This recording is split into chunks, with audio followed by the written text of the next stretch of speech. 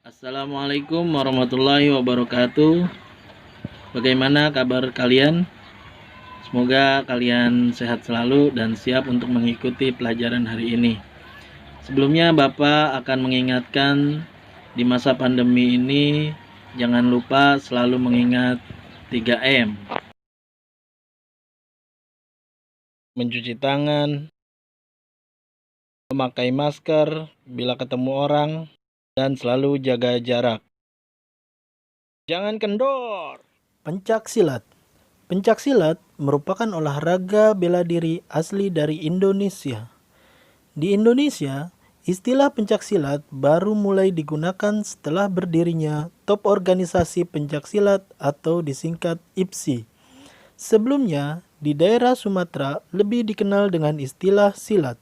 Sedangkan di tanah Jawa, kebanyakan dikenal dengan istilah pencak silat.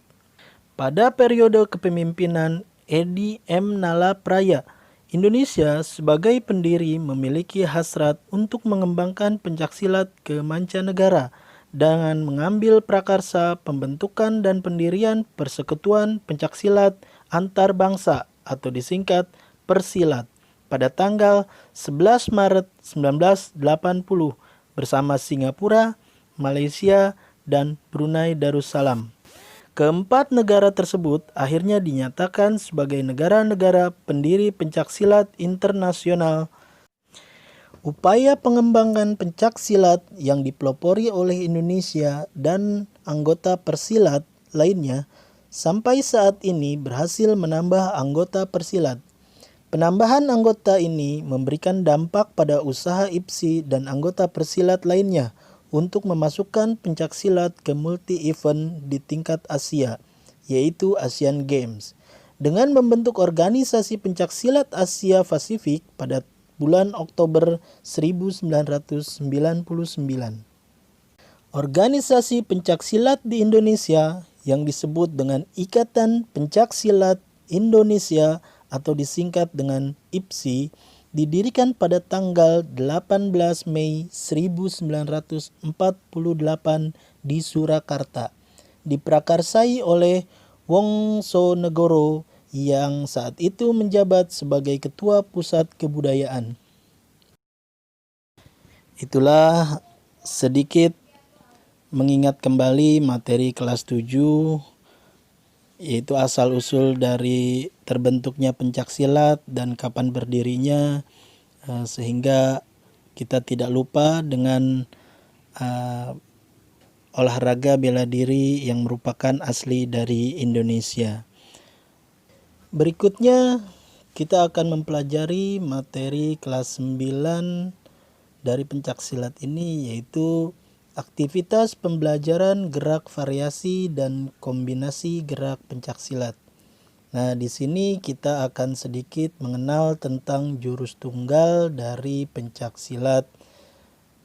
Gerak dasar pencaksilat adalah suatu gerak terencana, terarah, terkoordinasi, dan terkendali yang mempunyai 4 aspek sebagai satu kesatuan, yaitu aspek mental spiritual, aspek bela diri, aspek olahraga, dan aspek seni budaya.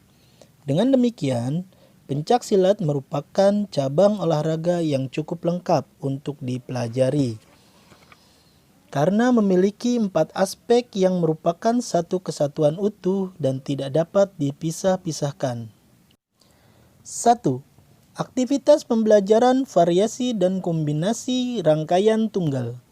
Aktivitas pembelajaran ke-1 yang akan dipelajari adalah variasi dan kombinasi gerak rangkaian tunggal seni bela diri pencaksilat.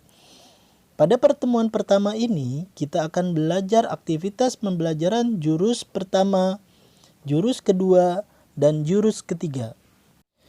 Pada pembelajaran kali ini, diharapkan siswa-siswi setelah menyaksikan video ini atau setelah membaca buku paket yang kalian punya, diharapkan kalian dapat melakukan jurus pertama, jurus kedua, dan jurus ketiga menjadi satu rangkaian. A. Aktivitas pembelajaran jurus pertama. Pada gambar ini, memuat tentang jurus pertama yang akan dipelajari dalam bela diri pencaksilat. Cara melakukan gerakan aktivitas pembelajaran jurus pertama rangkaian tunggal dalam pencaksilat sebagai berikut. 1.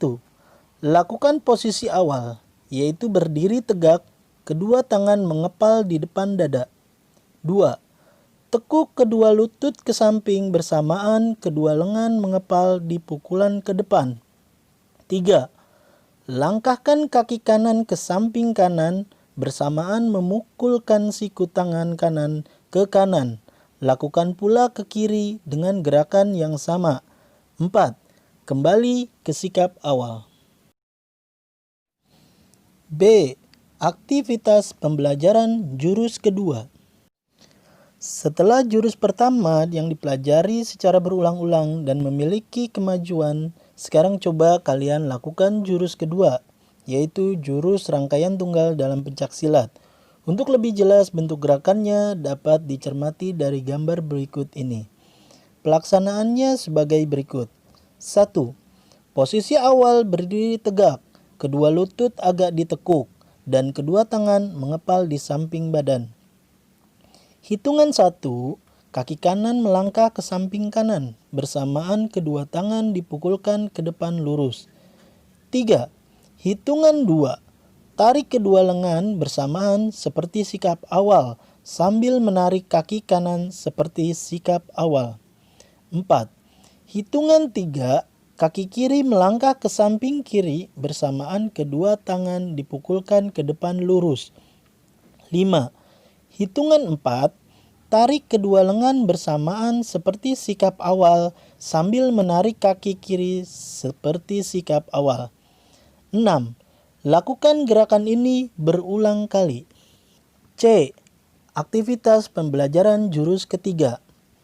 Setelah jurus pertama dan kedua dipelajari secara berulang-ulang dan memiliki kemajuan, sekarang tugas kalian sebagai peserta didik, lakukanlah jurus ketiga, yaitu jurus rangkaian tunggal dalam pencaksilat. Untuk lebih jelas bentuk gerakannya dapat dicermati dari gambar berikut ini. Pelaksanaannya sebagai berikut. 1. Posisi awal berdiri dengan kedua kaki dirapatkan dan lutut agak ditekuk, kedua tangan siaga di depan dada. 2. Hitungan 1, langkahkan kaki kanan ke samping kanan, bersamaan lutut agak direndahkan dan tangan kiri memukul lurus ke depan. 3.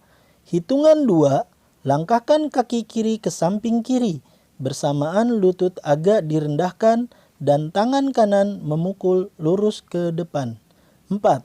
Lakukan gerakan tersebut sampai ada kemajuan dan dilakukan berulang-ulang. Itulah materi pembelajaran untuk kelas 9, pencaksilat pertemuan pertama.